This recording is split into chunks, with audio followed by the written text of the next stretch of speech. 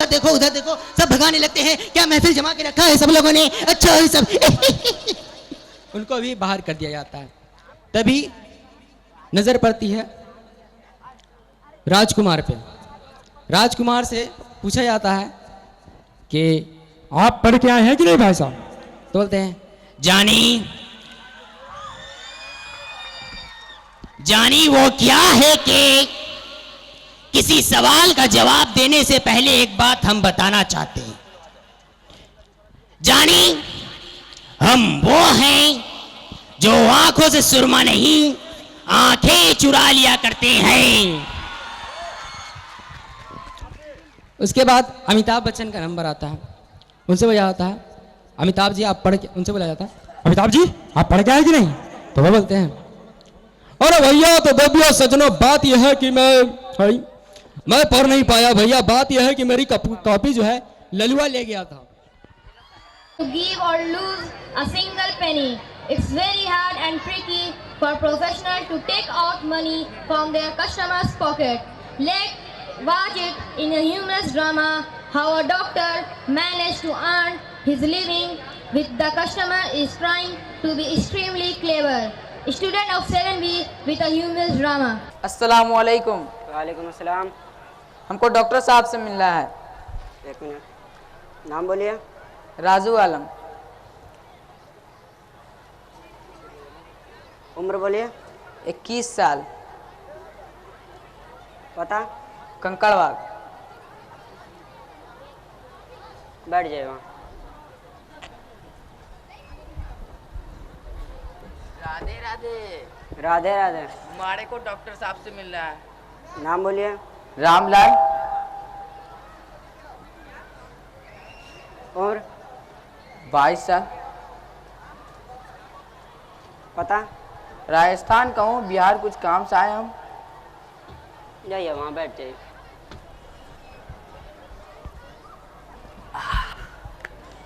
ओए क्या मैंने डॉक्टर के बारे में सही सुना है? क्या? वही वो इलाज करने का 300 रुपये लेता है, लेकिन इलाज सही नहीं होता तो वो 1000 रुपये लेता है। हाँ आपने बिल्कुल सही सुना है। अच्छा डॉक्टर तू तो गयो, आज मैं तुझसे 1000 रुपये वसूल करके रहूंगा। मारवाड़ी का बच्चा हूँ डॉक्टर, देख तुझे मैं कैसा झूठ बोलता हूँ। First patient.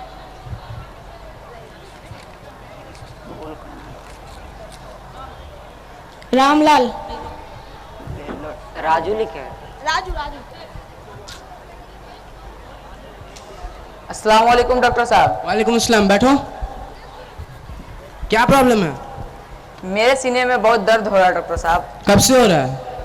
यही 2-3 दिन से।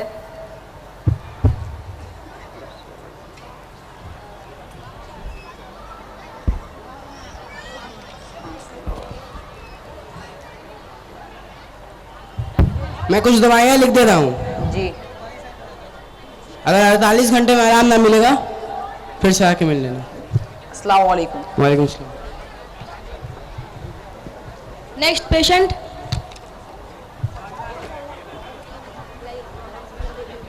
रामलाल। राधे राधे डॉक्टर साहब। राधे राधे। बैठो। क्या प्रॉब्लम है बोलो। अरे डॉक्टर साहब हमारे कुछ जवान का टेस्ट नहीं आ रहा। टेस्ट नहीं आ रहा है? कब से? 1 मार्च डॉक्टर साहब। आ करवा। आ आ करना। आ थोड़ा सा आ हमारे मुंह बैठ के देखो का। ऐसी बात नहीं। इस साइड में दर्द है? थोड़ा थोड़ा। इधर? नहीं नहीं डॉक्टर साहब। कहा 22 नंबर ये दवाई निकाल के लो। हाँ इसमें से 3 बूंद दे दो इन्हें।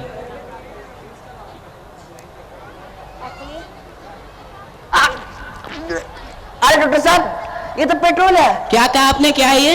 ये तो पेट्रोल डॉक्टर साहब। मुबारक हो मुबारक हो, आपको टेस्ट का पता चल गया। लाइए हमारे 300 रुपए। हाँ?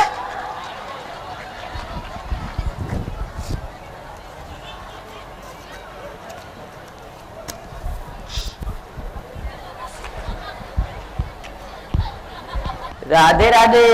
राधे राधे। हमारे को डॉक्टर साहब से मिलना है। नाम बोलिए। रामलाल, उम्र, 22 साल, पता, राजस्थान का हूँ, बिहार के काम से आया हूँ। बैठ जाइए वहाँ। पिछली बार तो मैं 1000 रुपये नहीं ले पाया, लेकिन इस बार जरूर लूंगा। मारवाड़ी का बच्चा हूँ। डॉक्टर देख तुझे मैं कैसा बेवकूफ बनाता हूँ।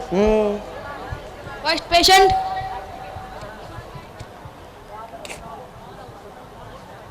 रामलाल, जल्दी आइए। राधे राधे डॉक्टर साहब। राधे राधे, बैठो। क्या प्रॉब्लम है, बोलो। अरे डॉक्टर साहब, हमारी याददाश्त कमजोर हो गई है। याददाश्त कमजोर हो गई? बहुत मसला है डॉक्टर साहब। कहा 22 नंबर ये दवाई निकाल के लो। हाँ, इसमें से 2 बूंदे दो इन्हें। हैं? ये तो वही दवा जो आपने पिछली बार पिया था डॉक्टर साहब। क्या कहा आपने? ये तो जुबान की टेस्ट की दवा है डॉक्टर साहब। हाँ, मुबारक हो, मुबारक हो, आपकी याददाश्त वापस आ गई। लाइए हमारे 300 रुपए।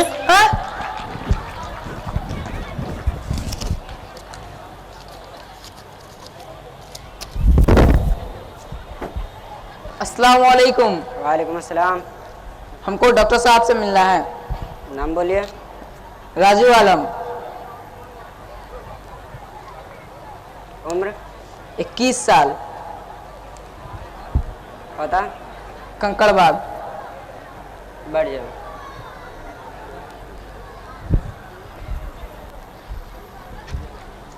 राधे राधे।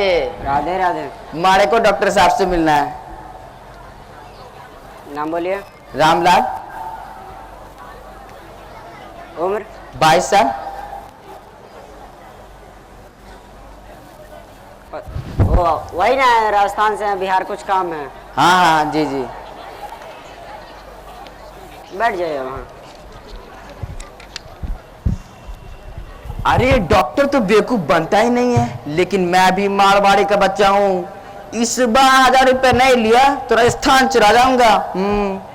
First patient.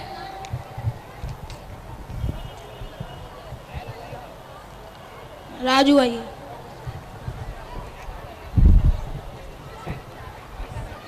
अस्सलाम वालेकुम डॉक्टर साहब। वालेकुम सलाम, बैठो।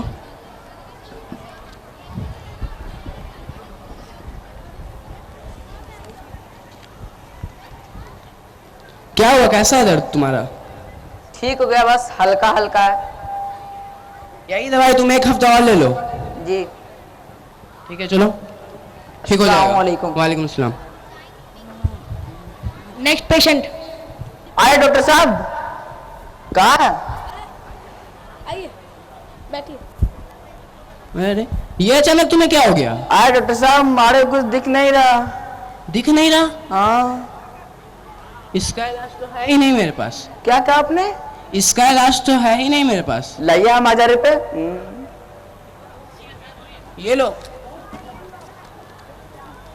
आए डॉक्टर साहब, ये तो 500 रुपये है। क्या कहा आपने? ये तो 500 रुपये में 1000 रुपये कहाँ गए डॉक्टर साहब? मैंने इनकी आंखों का इलाज भी कर दिया, तो लाइए हमारे 300 रुपए। हाँ?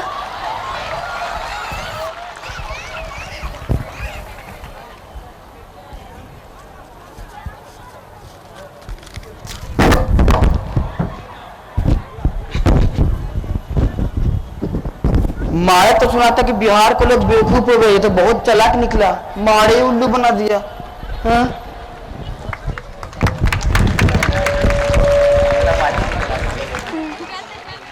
अस्सलामु अलैकुम वरहमतुल्लाहि वबरकातुहू। अल्हम्दुलिल्लाहि रब्बिल आलमीन वस्सलातु वस्सलामु अला रसूलिहिल करीम। अम्मा बाद, फ़क़द क़ाल अल्लाहु अज़्ज़ व जल्ल फ़ी कलामिहिल मजीद वल फ़ुरक़ानिल हमीद। अऊज़ु बिल्लाहि मिनश शैतानिर रजीम। बिस्मिल्लाहिर रहमानिर रहीम। वलक़द यस्सरनल क़ुरआन लिज़्ज़िक्रि फ़हल मिन मुद्दकिर। अय्युहल अहिब्बतु फ़िल्लाह वअसातिज़तुना المستحضين في الدروس والمستمعين الكرام، إني أريد أن أخطب أمامكم خطبة عربية. الموضوع لنا ما هو فضيلة حفظ القرآن الكريم، وما جزاؤه عند الله سبحانه وتعالى في الدنيا والآخرة، وكم درجة عظيمة عند الله سبحانه وتعالى يوم القيامة لحافظ القرآن الكريم. والآن أبينها ترتيبا إنما أجره ودرجته إلى الله عز وجل. أولا القرآن الكريم يرفع أحلى، يقول رسول الله صلى الله عليه وسلم إن الله يرفع بهذا الكتاب أقواما ويضع به آخرين. إذا تأملنا في هذا الحديث سنجد أن الرفعة تكون في الدنيا والآخرة. أما في الحياة الدنيا فيكون لأهل القرآن الكريم مكانة عظيمة في قلوب الناس على أنه يحفظ القرآن الكريم وأن يتعلم أحكامه، وهذا دليل على رفعة مكانه. أما في الآخرة فيكون لأهل القرآن الكريم مكانة كبيرة في الجنة، حيثما قال النبي صلى الله عليه وسلم أهل القرآن هم أهل الله بخاصته، فكيف لا ستكون مكانة أهل القرآن وأهل الله في الجنة. ولا شك فيه أن أهل الله وحامل القرآن ستكون في منزلة رفيعة. ثانيا مضاعف للحسنات، قال رسول الله صلى الله عليه وسلم بحادة أن من قرأ حرفا من كتاب الله فله حسنة والحسنة بعشر أمثالها والله يضاعف لمن يشاء. لا أقول ألف لام ميم حرف، بل ألف حرف ولام حرف وميم حرف، بذلك يكون قد حصل الأجر والثواب ومكانة عظيمة يوم القيامة. ثالثا يشفع لأصحابه كما قال صلى الله عليه وسلم اقرأوا القرآن الكريم فإنه يأتي يوم القيامة شفيعا لأصحابه. رابعا هو يكون في منزلة الملائكة، وقال رسول الله صلى الله عليه وسلم بحادة الماهر بالقرآن مع السفرة الكرام البررة. خامسا ثواب لوالديه، قال رسول الله صلى الله عليه وسلم من قرأ القرآن وعمل به ألبس والديه تاجا يوم القيامة زوءه أحسن من وضوء الشمس في بيوت الدنيا. سادسا حافظ القرآن لا تحرقه النار، كما في الحديث عن رسول الله صلى الله عليه وسلم قال لو أن القرآن جعل فيها ثم ألقي في النار ما احترق. معنى الحديث أنه من تعلم القرآن وحفظه وعمل به أيضا لم تحرقه النار الآخرة، حيث جعل جسم حافظ القرآن كالهابلة. سابعا أهل القرآن خير الأمة وأفضلها، قال النبي صلى الله عليه وسلم إن أفضلكم من تعلم القرآن وعلمه، وأهل القرآن حامل القرآن هم أحباب الله وهم الحق بالإمامة وغير ذلك لرفعة مكانته. فأيها الإخوان نحن ندعو لكل واحد من صبيان المسلم أن الله سبحانه وتعالى يعطي التوفيق والسداد لهم أن يحفظ القرآن الكريم، والله ولي التوفيق. أكتفي بهذه الكلمات فما علينا إلا البلاغ. جزاكم الله خيرا. ख़वातीन और हजरात, अब जो प्रोग्राम आपके सामने पेश होने जा रहा है उसका उन्वान सुनकर आप दांतों तले उंगलियां दबा लेंगे। जी हां, मिर्जा असदुल्ला खां गालिब हाजिर हों। और कहां हाजिर हों? अदालत में। ताजदार सुखन गालिब की शहरियत और उनकी हुब्बुल वतनी भी अब शक व शुबह के दायरे में शामिल हो चुकी है। उन्हें इस पुरवकार अदालत के जरिए समन जारी किया गया है। इसकी समाअत इस इजलास में होने वाली है। तो आइए नाजरीन, हम इस इजलास की कार्रवाई देखते हैं। जब कोई फितना जमाने में बपा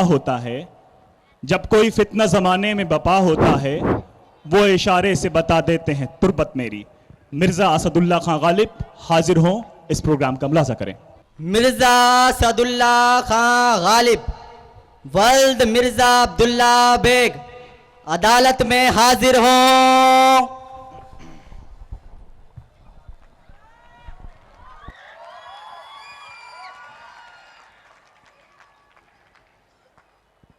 जी हाँ मिलॉर्ड, अल्लामा इकबाल पर, मगर हम उन पर भी गिरफ्त कर चुके हैं।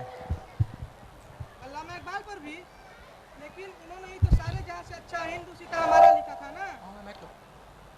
जी हाँ मिलॉर्ड, मगर उसी शायर ने शाहीन इजाद किया और अब वही शाहीन उड़ उड़ कर दाइश में भर्ती होने जा रहे हैं। लिहाजा हमारी सरकार ने उन पर पाबंदी लगाने की कोशिश की है। मिलॉर्ड, इसी शायर की वजह से वो नौजवान अब दाइश में भर्ती होने जा रहे हैं और अगर अल्लामा इकबाल को फिर से भारत में एंट्री चाहिए तो उन्हें कम से कम 5 करोड़ रुपए तावान देने होंगे, जैसा कि पिछले हफ्ते एक फिल्म प्रोड्यूसर ने किया।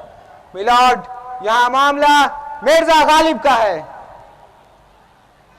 मिर्जा गालिब, क्या तुम्हें अपने दफा के लिए वकील की जरूरत है?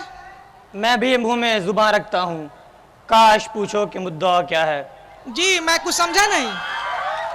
मिलॉर्ड, इसका मतलब ये हुआ कि इन्हें वकील की कोई जरूरत नहीं, ये अपनी पैरवी खुद करेंगे। सरकारी वकील, आप अपने इल्जामात और दलाल शुरू करें। जी हाँ मिलॉर्ड। मिलॉर्ड, मुल्जिम मिर्जा गालिब पर पहला इल्जाम यह है कि इन्होंने बादशाह बहादुर शाह जफर के लिए तो बेशुमार कसीदे लिखे, मगर अभी तक हमारे प्रधानमंत्री जी के लिए एक भी कसीदा नहीं लिखा। सबका साथ सबका विकास हमारा नारा है, मगर विकास को रदीफ या काफिये के तौर पर एक भी गजल में इस्तेमाल नहीं किया। हम कहाँ के दाना थे, हम कहाँ के दाना थे, किस हुनर में यकता थे, बेसबब हुआ गालिब दुश्मन आसमां अपना। मिलॉर्ड, मुल्जिम की इन बातों पर ध्यान न दें। इन पर तो यह भी इल्जाम है कि इन्होंने बादशाह से इनकी तारीफ के लिए बेशुमार अशरफियां ली। अब ये बताएं कि आखिर वो अशरफियां कहाँ गई? क्या इसका इन्होंने स्विस बैंक में अकाउंट खोल लिया?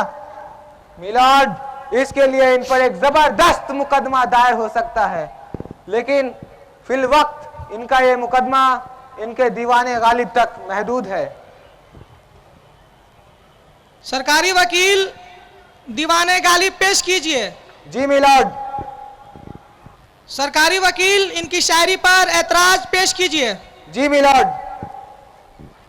मिलॉर्ड, मौसूफ का एक शेर है कि सर खुजाता है जहां जख्म सर अच्छा हो जाए, लज्जत संग बे अंदाजा तकदीर नहीं।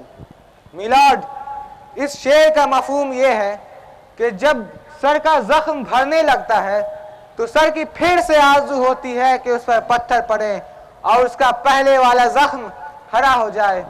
इसीलिए मिलॉर्ड, इसीलिए वादी के वो नौजवान पत्थर उठाते हैं। पत्थरों से लज्जत पैदा करने का ये जुनून इन्हीं की देन है। मैंने मजनू से लड़कपन में असद संग उठाया था कि सर याद आया। मिलॉर्ड, मैं इन्हीं हजरात के चंद अशार सबूत के तौर पर पेश करने की इजाजत चाहूंगा। इजाजत है। वो शेर ये है मिलॉर्ड, हुआ जब गम से यूं बेहिस तो गम क्या सर के कटने का, हुआ जब गम से यूं बेहिस तो गम क्या सर के कटने का, न होता अगर जुदा तन से तो जानू धरा होता।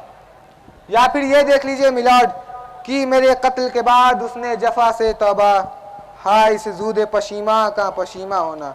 और इनका एक और शेर ये भी है, हम कहाँ किस्मत आजमाने जाएं तू ही जब खंजर आजमाना हुआ।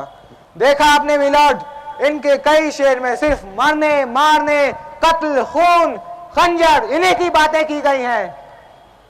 गमे हस्ती का असद किस तरह हो जुज मर्ग इलाज, शमा हर रंग में जलती है सेहर होने तक।